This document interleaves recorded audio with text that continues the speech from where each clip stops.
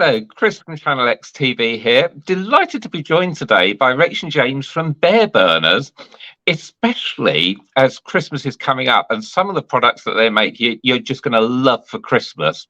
But first of all, welcome Rach, welcome James. How are you today? I'm okay. Hello, thank you for having us. Hope you're okay. It's a pleasure.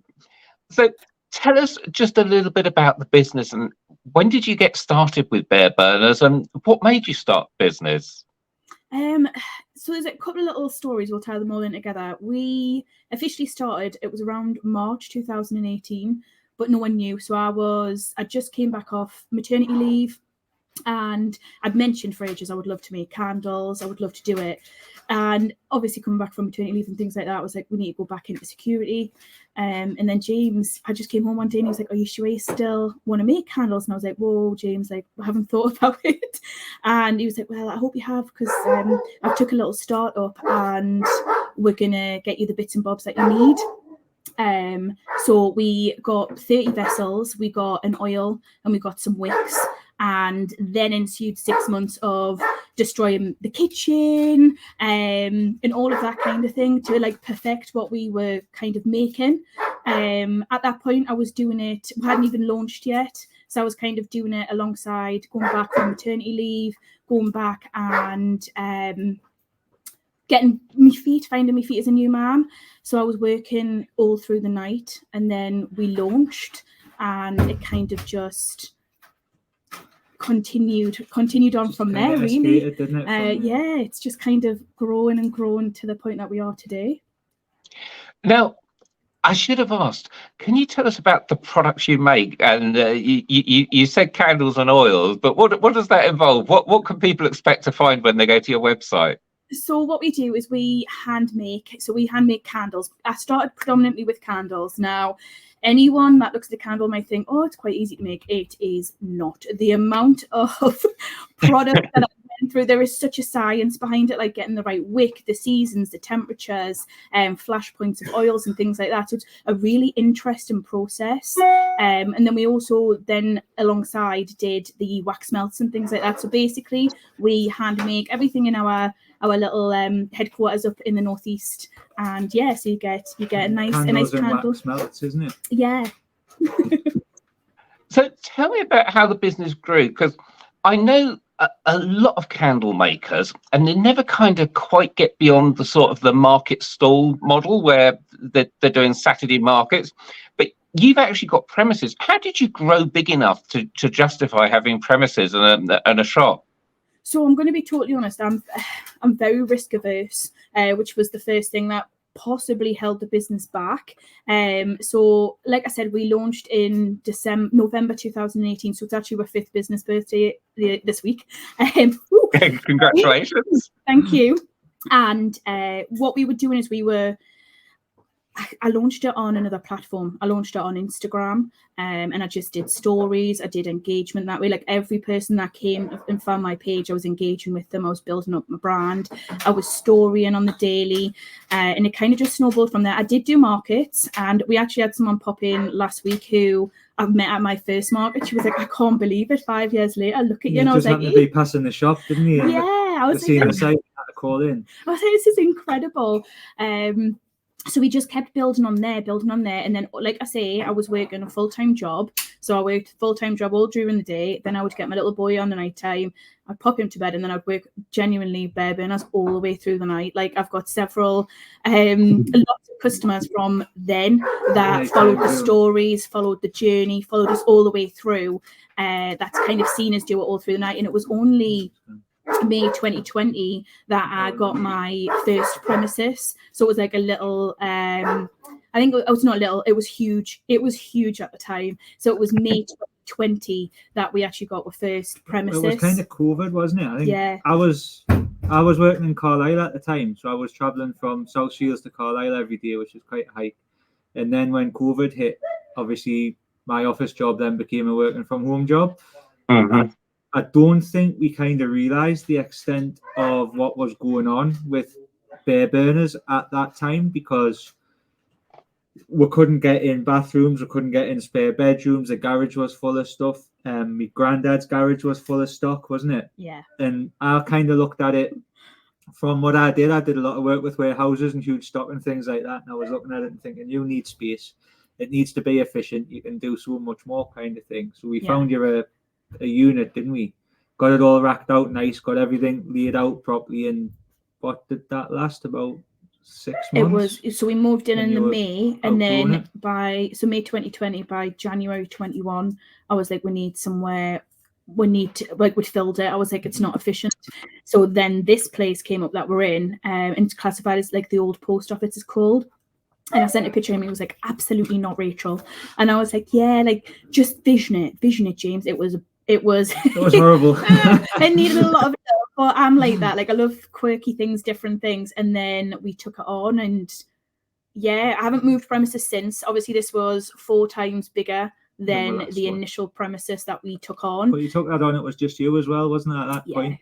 So still me. So it was by yourself. I think it was September 2021 that I made my first move into employing someone. So I kind of made sure that I never took out of the business. So I never, I reinvested everything. I was like, I wanted to reinvest in stock, bring different ideas, bring unique products, but bring a good product for a fair price point. That was always I wanted to give a really good product. And that's kind of why I think I was able to, because I didn't take anything out of the business for myself, if that makes sense. I was just like, nope, goes back in, and then we can, hopefully allow it to grow. I think you always had like a long-term plan, didn't you? That because there was a kind of that much of a buy-in with a brand, and I think a lot of people, once they buy the products and try them, that they're happy that they come back. There's constant repeat customers. I think we had seen that from an early point and thought, well, we could actually build on this, and it could be something more than just either a little bit extra or a hobby that's going to make me some pocket money. And then you kind of allowed it to do that, didn't you? By strategically reinvesting, I suppose. When you look back at it kind of how it was. So most recently, though, you started selling on TikTok. What got you onto TikTok, and what difference has that made to the business? Well, I'm going to give you the honest, because I am a very honest and transparent person. I always have been with the business. About, I would say, almost a year ago, things started turning within the economy, within the world. We all know there was definitely a different way of living. Prices started increasing, everything. And with that, candles, wax melts and things, they aren't a necessity. Yes, they're lovely, but they aren't, and I'm well aware of that. So leading on from that, it was a couple of months, and then I thought, it's okay, we're okay, we can deal with a couple of months.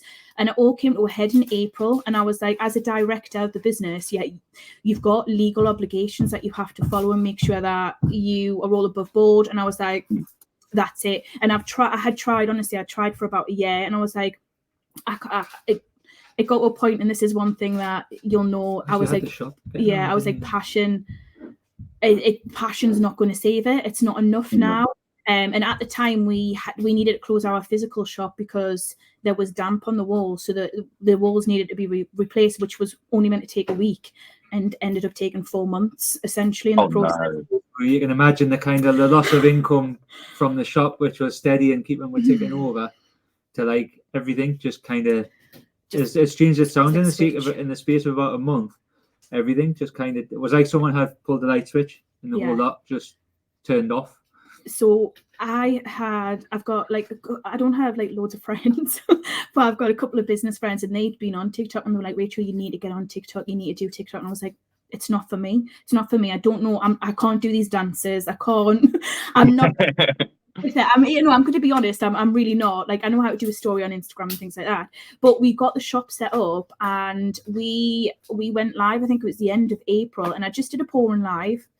And I had 5 people in, but it was 5 people of engagement, 5 people of like chatting. There was one long-term customer on there, but everyone else was new. And then we got a couple of followers, and I was like, what's this? And we must have hit it where it was a bank holiday weekend. I think it was the coronation month, wasn't it, where you had like 5 bank holidays in the one month. So just kind of capitalize on them periods and just go all out and see. I mean, it was kind of, in terms of make or break it, we kind of looked at it as whatever happens now, we're going to have to get rid of all of this stock that's in here. Yeah. And we're going to be in a position where everything needs to go. So we just kind of strategized how we're going to do that. And then the response to Rach and to Bear Burners on TikTok was phenomenal. You would not believe it was phenomenal, wasn't it? Just like, I can't tell you to this day what is happening. I'm going to be totally honest. But I feel like 5 years of hard work has came to this point. Like, I think people can see the, like, it's a brand. Bear Burners is a brand, but it's the passion. I know you'll hear that from a lot of businesses, but I honestly love what I do, and I love what I can bring, and honestly the engagement, the community that we've got on there is just nothing I've ever come across before. It's just incredible. It's absolutely so incredible. It's like you can kind of, if you've got somebody walks through the shop door, you can stand with them, you can talk to them, you can converse. You get to know them, don't you, at point of sale, and then it's at the end of the day, it's probably a driving factor in somebody choosing to check out. Yeah, TikTok's the same. Yeah, having that engagement constantly. You've got, I think it's like 30-second window TikToks here, but I think we tend to have like 5 minutes, don't we, with people staying in the room on average. So you're getting that 5-minute time to really put yourself and your product across, and people are really enjoying it. It's not just that. I've also got to big TikTok up as a kind of provider, service, whatever we are going to refer to them. I have never had an app support the way that they support us. Honestly, like, every business gets the same opportunities. So you get like the startup and things like that, where you can go into academy and they give you like vouchers and things that you can do missions for and whatever. But the missions, they didn't faze me because I was doing that already with like what I was doing prior. But the support on hand for people, the belief in the business, like we had a phone call out of the blue, and I was like, is this real? Yeah, this is Rebecca from TikTok, and you're like, wow. And she was like, you came on the radar, like, you are absolutely doing phenomenal. And it was at the time where I felt so deflated with the business, and I was like, I've lost all. Yeah, it sounds dramatic, but I was like, I've lost all. And she, honestly, that phone call was almost like a pivoting point for me. And I was like, someone believes in us. I know that sounds ridiculous, but I was like, someone believes in not just me, but Bear Burners, and it can kind of see the potential that we've got. Sorry, yes. Now, talking of that potential, I think this is really important. The economy is bad, let's be honest, and you are by no means not the only business that is struggling, and maybe not everyone's got damp on the walls and has their physical shop shut, but lots of businesses have got products which, as you say, are discretionary purchases, and that they're seeing sales flatline or even drop. So today, what sort of amount of business are you doing on TikTok? How much are you expecting to do in the run up to Christmas? Yeah. What has TikTok done for the business? How many orders a day do you get? Yeah, so honestly, it all varies. I would say when I go live is when we seem to get anywhere between 50 and 400 orders now. So we used to have a kind of daily target before TikTok, like from me coming in, was if we took 10 orders a day across all platforms and then the walk-ins in the shop, then that's successful, because that's enough there to keep the roof over our head, keep a decent week coming forward, and just to make sure everything was all right and we could enjoy it and it was manageable. And now, so those that are out today, and the weather's not great today across the whole country, maybe doing a market stall, they might be lucky to get 20, 30, 40 sales in a day, but you're talking anything up to 400 from doing a TikTok live. Yeah. And the TikTok lives, I'm not meaning like an all day live. I'll go on, for example, yesterday, if we talk a bit of financials versus lives, I think it was an hour and a half. So Sunday morning, I was just packing. I was just packing orders, and I was being like, and that came out with, I think it was 62 orders, which translated to about £1,700. And that was just off an hour and a half. An hour and a half on a Sunday morning. Engage, like I'm an early bird, so I was like, I may as well. We're heading to work. We'll just catch up and start the week afresh. And I was like, I'll go on, have a little chat and see what people are up to. But on that, it also translated to gaining over 100 followers, because I was just engaging, that kind of thing. So I'm pinching myself, because I'm like, genuinely, when is this going to stop? But at the moment, it's just, there's like must be a momentum there because it's kind of, I think, what was the first month on TikTok we did, and it was April. May. So in May was our first month on TikTok. I think we did our strongest ever business month in that month. Now, obviously, that's beginning of spring. Nobody wants candles at the beginning of spring normally. It's usually quiet period, like kind of plan and prep for these months in that period. And then it's been between 30 and 50% growth month on month since. So how much are you expecting to do monthly in the run up to Christmas? Well, they had predicted they wanted us to be, I think it was like 20,000, and then they were like, no, you could do 30, and then they were like, you could do 50, and now they're in talks with us doing £150,000 a month now. So this is TikTok's predictions for your business.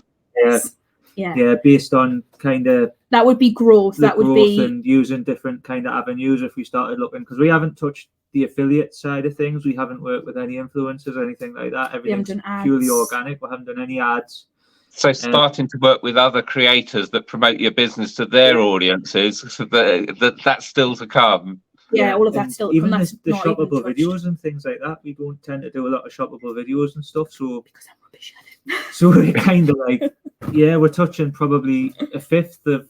And they've said that they're like, we don't understand because you've only dipped the toe in, and I'm like, because we don't understand either. Let's just do it. No, and as well, I would never want to take on more than I could deal with. I like to make sure that and I've always done it. I don't know if you've kind of seen that with the way that I talk about the growth, but it's great, and it would be great to be a boom, but I don't think we would be prepared. And I'm like, is your risk averse side coming back in? A little bit. And I do need to remind myself that I need to remove that as well, because at some point we need to take the leap. We need, I say, it was me for 3 years, then James, and now we are, hang on, let me count this.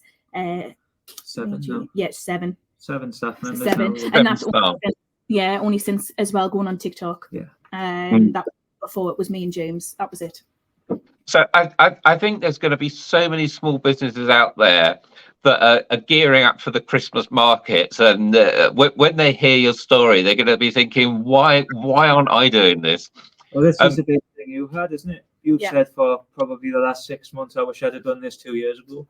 Oh, I've honestly been kidding. And I know you can't. I'm never one of them people that's, I wish I had shoulda, woulda, coulda. But honestly, the amount of people that were like, get yourself on there, and I was like, no. And I don't know what it was. I just didn't think it was an app that was not suitable for the business, but I didn't understand it. I didn't really know what it was. I genuinely just thought it was where you went on to have a bit of like, and it is still, but like a bit of dancing and that. But no, honestly, it has opened up so many opportunities. Like we've been down to London a couple of times via TikTok, like inviting me down. And I just think it's someone from an outside point of view taking an interest in the business, where it's my business, my baby. It's nice to kind of get someone else. And it's not just someone, like there's like different people all the time being like, oh, how about this and how about that? And I'm thinking, like, they want you to grow. They want you to be successful. As long as obviously you're willing to put in the work. There's only so much that, an app can do. But as long as you're willing to put in the work, honestly, it has genuinely been game changing for my business and probably turned it around. So I think we need to come back to you after Christmas and find out just how much, if you hit that 150,000 a month, and find out just how well the business has done. But just before we go, for those businesses out there that are struggling and wondering, well, Rach did it, but could it work for me? I'm not good behind a camera. What advice would you give a small business? If they decide they're going to give TikTok a try, what's the first thing they should be doing? Be authentically yourself. Go on there, because already you're at a point where you're like, well, what more can I do? If you're struggling and you're trying to do sales, how much worse can this go? You're going onto this app. It's an untapped potential. It's an untapped audience. You'll find your people, but just always make sure you're just authentically yourself, and you just come on there with no expectations. I think that's also fair to give. I think you've just got to just commit to it and be like, right, okay. And I don't feel comfortable on camera. I'm looking at myself and I'm thinking, oh, but people don't care. People just want to know you. They want to know about the brand. They want to know your story. And I just think, go on, give it a chance. Take the leap. Yeah, again, I guess apart from the fact it's a camera, it's not that much difference to someone coming in your store and speaking to you, except you can't necessarily see them in the same way, but they still see you. Yeah, honestly, it's not. It's just about imagine that you're not.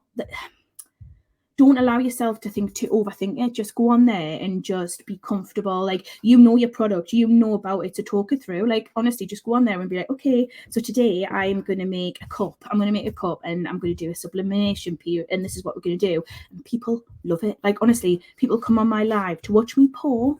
That's it. Because they're like, it is so calming. Like, just watching you pour and hearing a pour. Like, there is not just one aspect of it. You could honestly video pretty much anything from a business perspective, and you'll find your people that enjoy that kind of thing. Well, I don't think, in fairness as well, I don't think we've ever done, I know, not selling live as such. Like, we'll not go on and go scripted with a sales pitch and try and sell stuff. No. We will hit with new products and see, oh, here's a candle, here's this, here's that.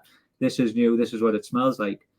But probably 99% of the time when we're on there, we're just genuinely having generic conversation with the community. It's a fantastic, I mean, you're commanding rooms of like 400 or 500 people at a time now, aren't you? Yeah. And I'd see again, probably 75% of those people you probably know on name terms now, and you can converse with them about something that's happened in their week. Yeah. And it is exactly the same as having a shop, where we do coffee here as well. So you've got the local community you're in all the time. You know everybody by name, you know what they're doing, you know what their jobs are, you know what they've been up to, how the families are, what's going on, and you kind of build that same rapport with the people who are coming in on TikTok, and it's just giving them that experience and letting it build to the point where it starts off at 10, then it's 20, then it's 50, then you're 200, and as long as you're giving them the quality product at the end of it, they're going to come back. I mean, don't get me wrong, if we were sending them something that was terrible, they would probably never come back, but they're getting the quality product at the end of it, but they're not getting a hard seal, they're not getting pressured into buying anything.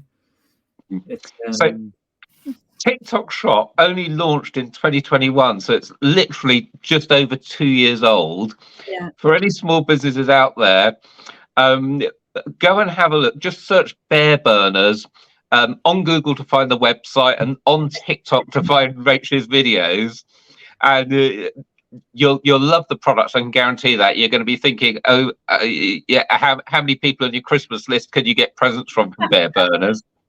But most important, I think, Rach, and I want to thank you so much for sharing that the business was in trouble, because I think people don't like to talk about problems with business, but I know there are so many that's going to resonate to, that are in the same position with the economic downturn and the cost of living and prices rising. They're going to be looking at the business like you and thinking, well, can I keep this business going? Yeah. And TikTok Shop for you has just been fantastic, and it can do the same for so many other businesses out there as well. So thank you so much for your time today and sharing that story. No, thank you for having me. I really appreciate it. Thank you so much.